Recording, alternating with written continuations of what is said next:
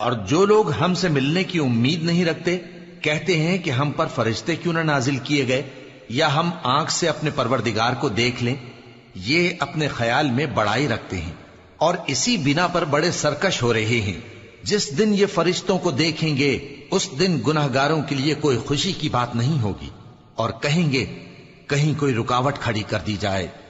اور جو انہوں نے عمل کیے ہوں گے ہم ان کی طرف متوجہ ہوں گے تو ان کو بکھرا ہوا غبار کر دیں گے. اس دن اہل جنت کا ٹھکانہ بھی بہتر ہوگا اور ان کے آرام کی جگہ بھی خوب ہوگی. اور جس دن آسمان ابر سے پھٹ جائے گا اور فرشتے نازل کیے جائیں گے اس دن سچی بادشاہی رحمان ہی کی ہوگی اور وہ دن کافروں پر سخت مشکل ہوگا. اور جس دن ظالم اپنے ہاتھ کاٹ کاٹ کھائے گا اور کہے گا کہ اے کاش میں نے پیغمبر کے ساتھ رستہ اختیار کیا ہوتا. ہائے شامت، کاش میں نے فلاں شخص کو دوست نہ بنایا ہوتا. اس نے مجھ کو کتاب نصیحت کے میرے پاس آنے کے بعد بہکا دیا. اور شیطان انسان کو وقت پر دغا دینے والا ہے.